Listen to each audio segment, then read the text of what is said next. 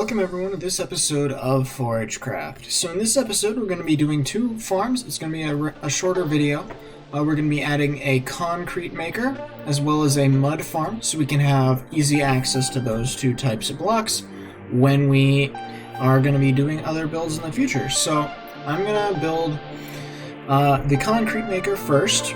I'll bring you guys back and show you how that works, and then we'll go from there. I'm going to build it right here, so I'll catch you guys in a second when I have the concrete maker built. Okay, so welcome back. So I have completed the concrete farm. The basic idea behind this, I'm going to go up into the mechanism here. That's my store, that's the finished collection system. So we have water coming out of this stair here, which turns the concrete powder into concrete. You're sitting here AFK mining and placing the powder. And every time that goes off, this observer triggers and it sends out a new concrete powder, which is put into an input from that dropper through a redstone right up here. So we got the spot where we put the concrete powder that we want in here. Then it gets put into this dropper here. It gets dropped into my inventory while I'm AFKing. As we're going, the observer triggers the redstone, activating that, and it continues until either your pickaxe breaks or you run out of concrete powder. So you could also add to this farm an XP input. You could just put in bottles of enchanting in these as well if you wanted to, just to get a periodic splash of XP in order to prolong your pickaxe. But that's assuming you'll be working long enough to use up your pickaxe. If you have a good enough pickaxe to work on that, I doubt that'll be much of an issue for you.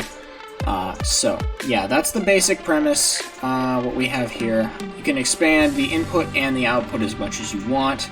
I have it designed so that the only way in is through the scaffolding, which makes it pretty much mob proof, but there's no mobs in this base aside from cats, and they're not going to want to come up there anyway. So, okay, so now that we're done with that, we're going to be building the mud farm over here. We're going to build it right here as well. I'm going to build it, and I'll bring you guys back when I have that done, and I'll show you how that works. So I'll catch you guys in a second when I have the mud farm complete. Okay, so welcome back. So I have completed the mud farm. The original design was by Ilmango, but Madzify has a better tutorial on it. So a couple things about this farm. I would highly recommend building it nowhere near anything laggy, as that decreases the efficiency of the farm and basically makes it un-AFKable.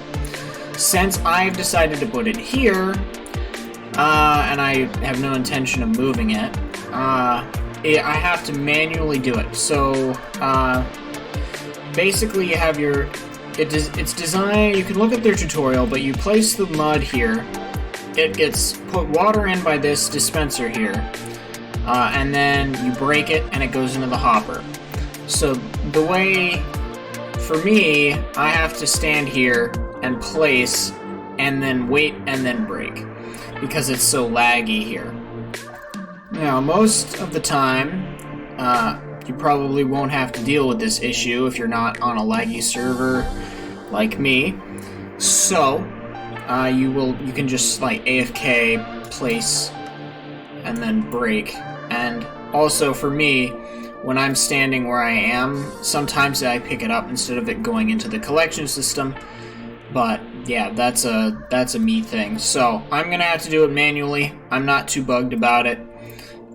But yeah, that's how this works, and most of the time, the lower efficiency you have, the better it is. I would personally recommend not having any efficiency on your shovel. You can use any tier of shovel, though I'd honestly recommend using diamond or netherite if you have the option. I was testing different types, and the iron, at least on my server, is just slightly faster than the thing, and I have no intention of downgrading to gold or stone tier, both of which are way too low of durability to be any use to me. So, unbreaking and probably mending if you have it on the shovel.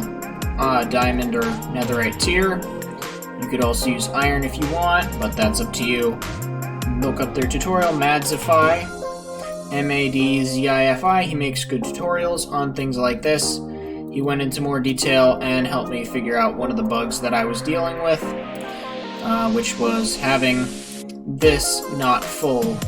Ilmango went through it really fast and didn't really tell us, oh, that needs to be full of plain glass bottles and not empty. So, yeah. And then I have my input access there if I want, and I can just and I have the collection system over here. So, yeah, that's going to be the end of this video here. If you guys enjoyed, like, comment, subscribe, check out my other videos and series. Hope to see you in the next episode. But yeah, I guess I'll catch you in the next one. Bye!